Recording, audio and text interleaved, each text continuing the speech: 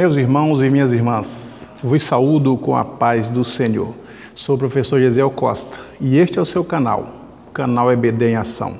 Um canal feito especialmente para você, para abençoar a sua vida com subsídios históricos, subsídios culturais, subsídios teológicos. Sou grato a Deus pela sua vida, pela sua inscrição, pela sua participação no nosso canal EBD em Ação.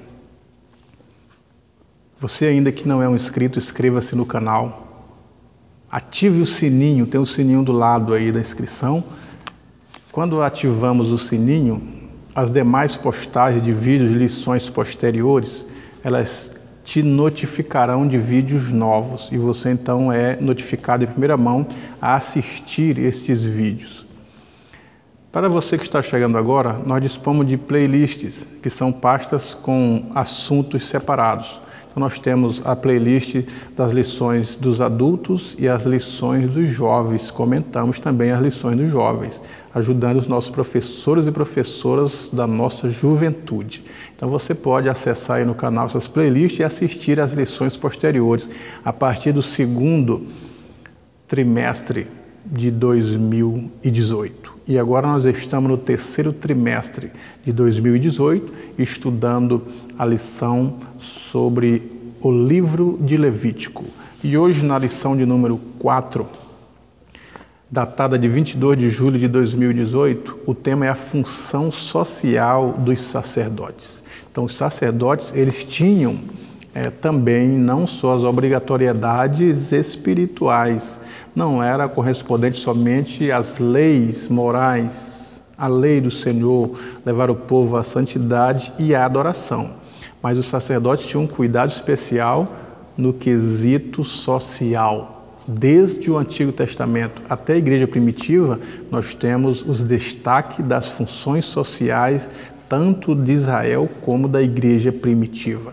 E nós poderíamos fazer um paralelo e uma análise com a Igreja atual. Qual a função social da Igreja na atualidade? No primeiro tópico, nós temos aí as funções clínicas. Quais que eram as necessidades do sacerdote atuar nas funções clínicas? Então ele era responsável por estudar profundamente, principalmente a doença que era a lepra, que era uma das doenças mais terríveis daquela época. Era o sacerdote que inspecionava quem estava com lepra e deveria ser retirado diante da atuação social e separado para a colônia dos leprosos.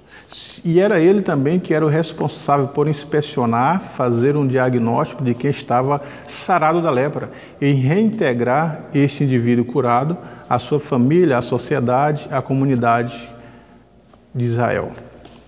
Então a inspeção clínica, como nós vemos nessas comunidades, nós estamos falando aqui, saindo um pouquinho da pré-história, esses povos, eles não tinham uma série de coisas que temos hoje. Então nós não podemos analisar a vida familiar, a vida social dessas pessoas da antiguidade como a nossa hoje. Hoje a gente tem saneamento básico, dispomos de as necessidades fisiológicas de cada um de nós temos um local para fazê-las. As pessoas desse período não têm essa noção, esse entendimento. O povo de Israel, principalmente, eles foram orientados, quando fizerem as suas necessidades no deserto, que era uma multidão fazendo necessidade física, o que eles deveriam fazer? Enterrá-las. Então, isso são instruções básicas de saúde pública para este povo, que era dada ao povo através do sacerdote. Então, quando alguém aparentava algum sintoma de lepra, eles deveriam imediatamente se apresentar ao sacerdote, que ia fazer a inspeção. Como ele era um especialista, ele iria detectar se havia lepra ou não e dar então as coordenadas para esta doença. O próprio Senhor Jesus Cristo, quando afetou a cura dos leprosos, pediu para que esses leprosos que agora estavam curados da lepra se apresentassem ao sacerdote para receber então as instruções como deveriam proceder a reintegração social, familiar e até religiosa. Então o Senhor Jesus Cristo também observou e respeitou a autoridade dos sacerdotes diante destas inspeções clínicas. A lepra hoje ela não tem mais essa alta periculosidade como tinha na atualidade, mas sem cura, contagiosa, as pessoas ficavam separadas e às vezes nem voltavam mais para a sua família para serem reintegradas. E a lepra hoje, a hanseníase, né, que é a lepra hoje atual, ela já tem algumas medicação, alguns cuidados específicos e aparenta não ser mais uma doença necessária separar as pessoas dos seus familiares, mas tem os cuidados médicos na atualidade. Você pode estudar um pouquinho sobre a hanseníase, professor e professora, para levar para os alunos o conceito de hanseníase, o tratamento e os cuidados médicos diante dessa doença, para então levar um clareamento do que seria a lepra através da hanseníase. O tópico 2, as funções sanitaristas, ela está falando exatamente sobre as sociedades daquela época, que eles não tinham, e até recentemente, século I, século II, no período da igreja, as sociedades, elas não têm o cuidado com o morto como nos dias atuais. As pessoas muitas vezes ficavam expostas ao tempo. Muitos corpos de pessoas mortas ficavam expostas e através dessa exposição diversas doenças vinham para as sociedades.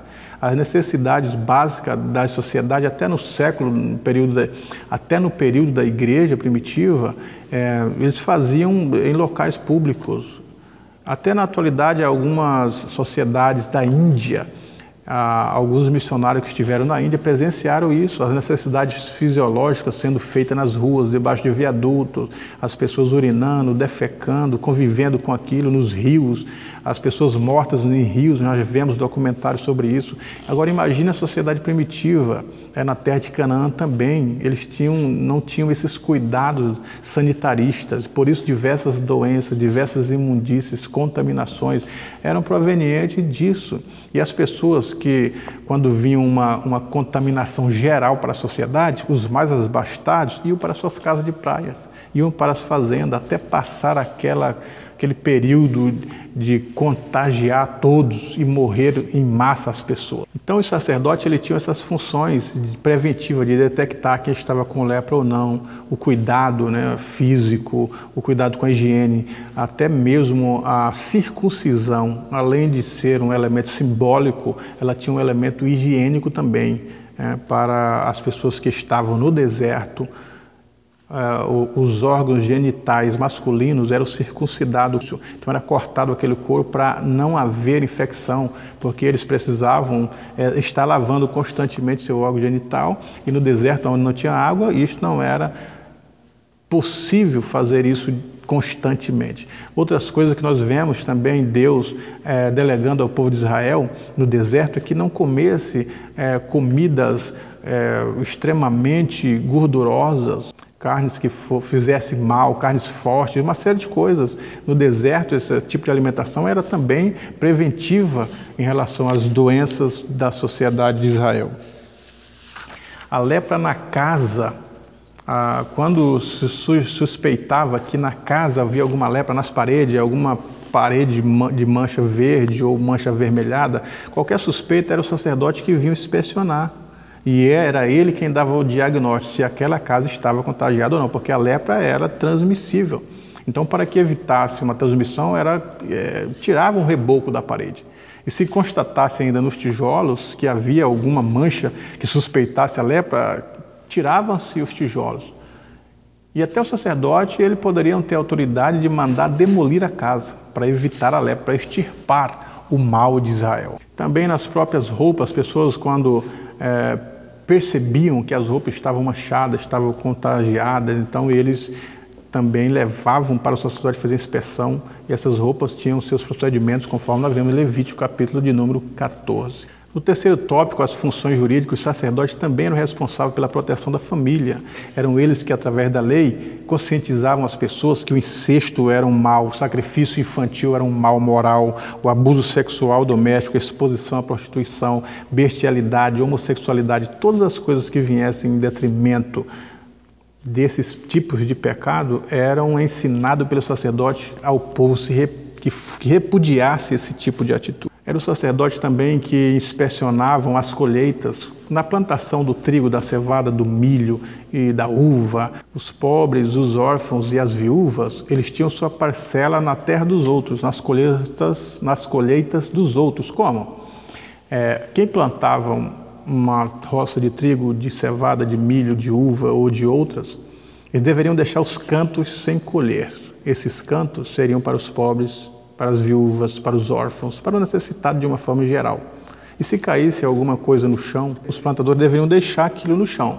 Eles não pegariam o fecho de trigo ou de cevada. O que caísse no chão era especificamente dos pobres, dos órfãos e das viúvas. E os mais conscientes deixavam cair propositadamente para que esses pobres e esses necessitados fossem atingidos com o seu cuidado. Isso também era lei, o sacerdote dava esta proteção à vida. Na questão da terra, o sacerdote é quem cuidava das terras. As terras deveriam ser plantadas durante 7 dias, durante 7 anos. O 7º ano era o ano sabático, as terras deveriam descansar, para que por si só elas viessem a tornar-se férteis ou continuassem preservando a fertilidade da terra. Até a edificação de casas, os sacerdotes tinham essa responsabilidade de cuidar da edificação das casas, se estavam fazendo com cuidado, como seriam essa edificação, a mulher grávida, o cuidado com a mulher grávida, as leis que protegiam as grávidas, quem maltratasse a grávida ou atingisse as grávidas tinha as suas consequências, se ela viesse ter aborto, qual que era a consequência, se o aborto, a criança morresse ou não, qual que era a consequência. Tudo vocês podem ler no livro de Levítico, que vai estar essas prerrogativas, esse cuidado. E o sacerdote era o responsável por alertar as pessoas quanto à mulher grávida. Quando nós olhamos para a igreja primitiva também, os diáconos, quando separados os diáconos, Nicanor, Prócoro, Timão, Filipe, Pármenas e os demais diáconos que estão relacionados em Atos, a preocupação era com o órfão, com a viúva, com o pobre, com o necessitado. Eram eles quem iam fazer essas inspeções nas casas para saber quem estavam precisando de uma ajuda financeira, uma ajuda social. E as ofertas que entravam era para ajudar exatamente esses necessitados. Neste período da instituição dos diáconos, Roma subjugava Israel. Israel era colônia de Roma. Então Roma colocou altos impostos que veio a acarretar na saúde, o povo não tinha saúde, o povo não tinha o sustento, o povo não tinha emprego, então ele sofreu muito. Então a igreja ajudou muito socialmente com esses pobres, com esses necessitados, com as viúvas que vinham para o cristianismo, que eram aposentadas no judaísmo por leis, tinham a aposentadoria cortada quando passavam para o cristianismo. Então, a igreja em si cuidou com o sustento destas viúvas, desses órfãos, atendendo eles com dinheiro, com remédios, com roupas, com alimentos. Nós vemos na história da igreja algumas pessoas, alguns pais da igreja que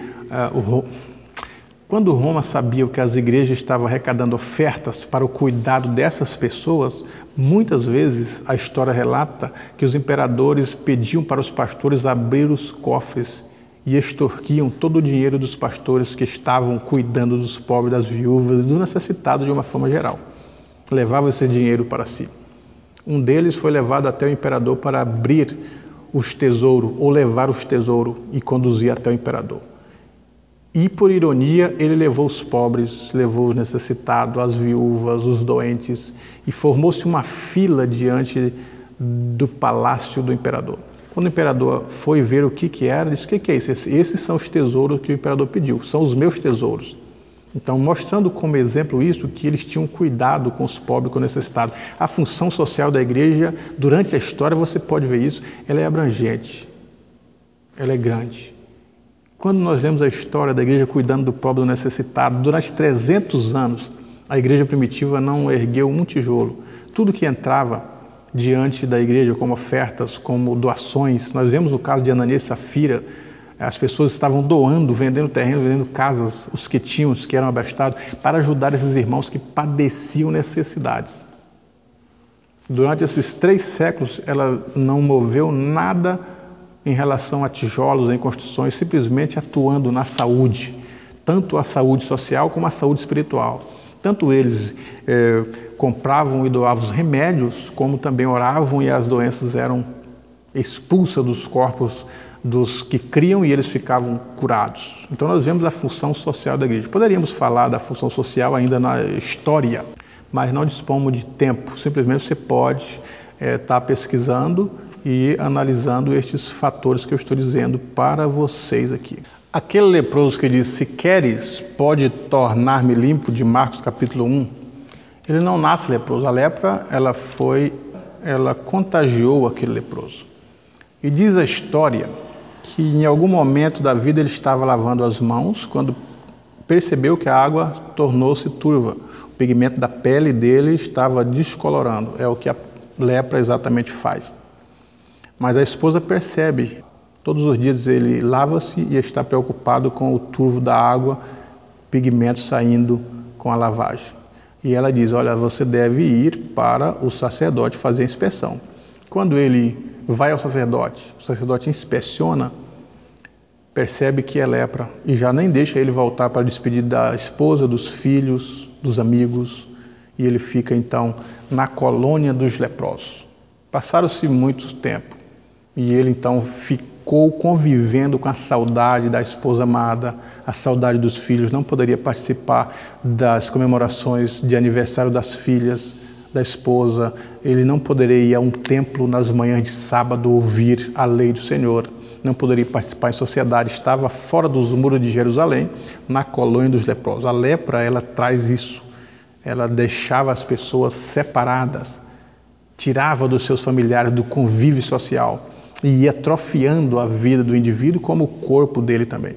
Mas ele ouviu que existia alguém que estava curando leprosos, curando surdos, cego, mudo, e ele então fez um propósito de estar diante da entrada da porta de Jerusalém para ver quem é esse homem. E a história conta que um belo dia, uma multidão vem seguindo o homem, e ele percebe que aquele homem seria o que ele ouvia, e aquele homem seria o que curava as pessoas. Então ele ficou próximo à porta. Quando o Senhor Jesus estava próximo de entrar na porta, ele vem de joelho, conforme Marcos relata, clamando de joelho no chão, com o rosto em terra, dizendo, se tu queres, tu pode tornar-me limpo. E Jesus, movido de íntima compaixão, essa palavra íntima compaixão é se colocar no lugar do outro, é sentir a dor do outro. Só sente a dor de uma martelada no dedo quem levou uma. Só sente a dor da perca de um ente querido quem perdeu um. Então, Jesus se colocou no lugar, foi isso que ele fez, se colocou no nosso lugar, sofrendo as nossas dores, fez-se como um homem. Assim, ele, como homem, ele sentiu fome, sentiu sede, sentiu cansaço, morreu, sentiu a dor da morte. Então, ele, quando colocou-se no lugar daquele leproso, ele sentiu o sofrimento dele. E por isso que o texto fala, movido de íntima compaixão. Ele disse, eu quero ser limpo. E o homem ficou limpo de imediato. Então, esses relatos da lepra, às vezes ali está só contando os fatos, mas os fatos históricos por conta da história mesmo. Por isso que eu trago esses subsídios históricos para te auxiliar no ensino das aulas da escola dominical, professor e professora.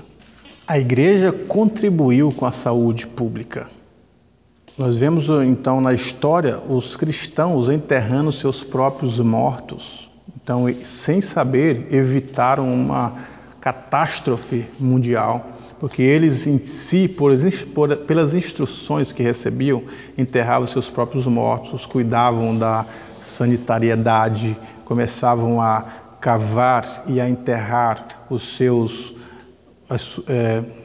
suas urinas, suas fezes, evitando em si uma catástrofe geral. Os cristãos, durante a história, eles cuidavam das vestimentas através de doenças, os sacerdotes tinham essas funções, então eles em si levaram para as comunidades da época, os cristãos da igreja primitiva, eles levaram para a comunidade da época esse conceito de limpeza, de saúde, mesmo sem saber, porque a medicina não está tão avançada neste período.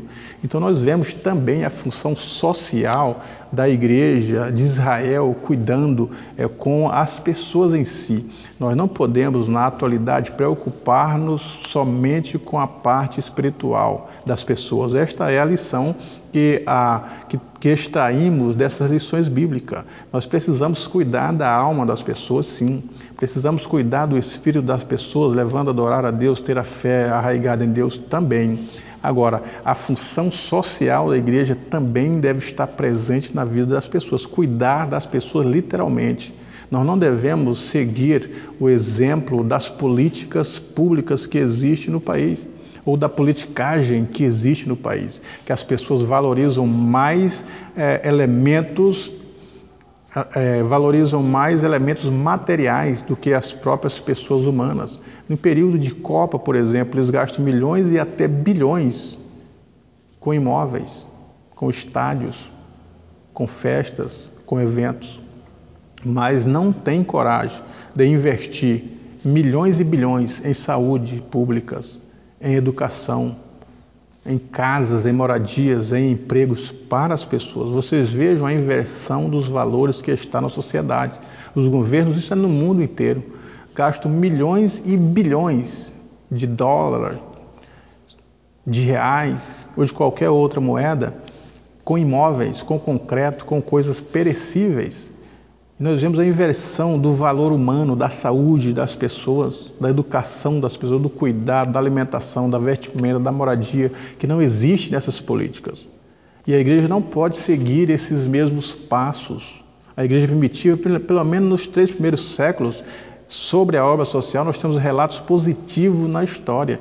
Ela deixou de construir templos suntuosos, simplesmente para pegar essas ofertas e comprar remédios, comprar roupas, comprar alimento para as pessoas, construir casas, assalariar viúvas, assalariar órfãos, cuidar especificamente dessas pessoas. Nós temos relatos na história, porque o cano fecha com João, mas a igreja continua e a história da igreja também continua. Muitas pessoas não dão valor a essas histórias porque desconhecem, pensam que a Bíblia encerra com João e nós não temos mais nada a ver. Mas os discípulos de João, as pessoas que ficaram pós os apóstolos, tiveram um entendimento muito interessante no aspecto social, no cuidado com o seu semelhante, em assalariar as viúvas, os órfãos. O próprio apóstolo Paulo diz, as viúvas que verdadeiramente são viúvas, que era o cuidado, as ofertas, a alimentação, a roupa, a saúde, os remédios, tudo que eles iam fazer para essas pessoas se sentirem bem. Então a igreja cresce também, não somente com os milagres, mas também com o cuidado social. E é um exemplo para a nossa atualidade. Nós podemos perguntar isso, perguntas que ficam aqui, que eu não quero deixar a crítica, se bem que a crítica vem de critérios, e critérios são valiosos, mas pelo menos uma reflexão. Será se hoje nós não estamos investindo em monumentos em vez de pessoas, em elementos materiais, dando um valor exacerbado, uma gastança maior do que com a própria necessidade do necessitado e da viúva? Estamos fazendo como Cristo faria? Estamos fazendo o que a igreja primitiva fez? É uma reflexão nas funções sociais nossas hoje, que cada um de nós somos sacerdotes. Funções principais dos sacerdotes. Então vejamos as funções principais dos sacerdotes. Primeiro, eles ensinavam a lei. Os sacerdotes deviam ensinar aos israelitas os estatutos que o Senhor havia dado por meio de Moisés. Moisés recebeu os mandamentos e os transmitiu aos sacerdotes para que estes, por sua vez, os dessem a conhecer ao povo. Deuteronômio 31, 9 a 12. Em muitas ocasiões, os líderes e o povo em geral se afastavam dos estatutos divinos e colhiam as consequências do seu desvio, conforme Malaquias capítulo 3, versículo 10. O simbolismo é que muitas pessoas perecem por falta de conhecimento bíblico. Como sacerdotes, devemos amar a palavra de Deus e, quando tivermos oportunidade, ensinarmos os outros como um sacerdócio santo. 1 Pedro 2 e 5. Também eles cuidavam do mobiliário e dos utensílios sagrados. Aí nós vemos em Números 4, 5, quando o acampamento se mudava de um lugar para o outro, os sacerdotes desmontavam a tenda e cobriam os utensílios. Eles se ocupavam de tudo, oferecer todos os sacrifícios, levantar os pães da proposição, oferecer incenso, ter o cuidado para que não faltasse o azeite no candelabro e ministrar uma vez por ano no lugar santíssimo. Eram tarefas que unicamente eram feitas por ele. O simbolismo é que isso significa que as coisas sagradas devem ser feitas por crentes consagrados. Ainda julgavam as causas civis. Em Números 5, de 51 a 31, nós temos que Jetro sugeriu a Moisés a forma como julgar o povo. Êxodo 18, 14 a 23. Moisés devia escolher homens tementes a Deus e com virtudes para julgar no meio do povo e levar os assuntos mais delicados a Moisés para que ele os submetesse a Deus, Com o propósito de julgar com justiça o povo, Moisés delegou nos sacerdotes esta delicada responsabilidade. Eles perguntavam e se o que julgavam estava certo, falavam a favor ou contra, segundo o caso de Deuteronômio 17, 8 a 9. Tocavam as trombetas. Os sacerdotes levavam sua trombeta. Esta era um símbolo de autoridade, graça e unção que Deus dá a cada um ao desempenhar a sua função. Esta era usada para reunir o povo, ir para a batalha ou levantar o acampamento, Números 10, de 1 a 10. Os sacerdotes são um tipo de atalaia. Sua responsabilidade é falar da parte do Senhor a palavra que Ele põe em seus lábios. O simbolismo é que assim os pastores de hoje têm autoridade da parte de Deus para convencer a igreja à oração, ao louvor e a buscar o Senhor. Eles aspergiam o sangue na Arca da Aliança. Sabemos que a Arca da Aliança representa a presença de Deus. Uma vez por ano, o sumo sacerdote se aproximava da arca e aspergia o sangue no propiciatório para expiação de todo o povo. Levítico 16 a 2. Foi a mesma presença de Deus no meio do seu povo que lhe deu a vitória em todas as batalhas que travaram até Canaã. O simbolismo é que, como sacerdote do novo pacto, levemos a presença de Deus em nossas vidas a todo lugar, conforme Êxodo 33, 13 a 16. Eles queimavam incenso no altar. O altar de incenso era um dos móveis que estavam dentro do santuário, colocado em frente à Arca da Aliança. Representava a comunhão que o sacerdote deve manter com Deus, de quem depende. Êxodo 30, o versículo 7. O incenso figura as orações e o louvor que se deve oferecer a Deus. O sumo sacerdote, como tal, deve pedir em favor do povo. O simbolismo é que a atitude de qualquer crente é rogar a Deus pelas diferentes necessidades. No Evangelho de João, capítulo 17, vemos Jesus como sacerdote rogando pelos discípulos para que fossem guardados. Igualmente, vemos no exemplo de Paulo pedindo para que os crentes de Éfeso compreendam as riquezas que há em Cristo. Eles faziam sacrifícios de animais. Os sacerdotes faziam sacrifícios de animais por diferentes motivos. Pelo pecado, pela culpa, pela oferta oferecida, oferta de oblação, sacrifício de paz. Em cada sacrifício, o sacerdote fazia um trabalho diferente. E o simbolismo, quando nos rendemos totalmente a Jesus, Deus enviará o seu fogo ao altar do nosso coração. O fogo é mantido aceso pela contínua oferta de nós próprios a Deus. Oferecemos os nossos corpos como sacrifícios vivos para Deus, Romanos 12 e 1. Abençoava o povo. Finalmente, os sacerdotes não foram constituídos para se apossarem do bem, aproveitando-se do privilégio que gozavam. O principal objetivo de seu ministério era ser uma bênção para o povo para o qual foram chamados. Moisés deixou instruções acerca da forma como os sacerdotes deviam abençoar o povo. Número 6 diz assim: o Senhor te abençoe e te guarde. O Senhor faça resplandecer o seu rosto sobre ti e tenha misericórdia de ti. O Senhor sobre ti levante o seu rosto e te dê a paz. Levavam sobre seus ombros a Arca da Aliança, ainda as funções do sacerdote. Os sacerdotes tinham a grande responsabilidade de cuidar e transportar sobre seus ombros a arca. Sempre que o acampamento era levantado e se deslocavam de um lado para o outro, eram os sacerdotes que carregavam a arca. A Arca da Aliança representa a presença de Deus no meio do seu povo. Não havia qualquer obstáculo que detivesse o povo em sua marcha a caminho da terra prometida, se os sacerdotes levassem a arca. Como sacerdotes, no novo pacto, levemos a presença de Deus em nossas vidas, a todo lugar. Que Deus em Cristo te abençoe, meu professor e minha professora, que você possa ter uma boa aula neste dia, que o Espírito de Deus possa te conduzir diante dos seus alunos.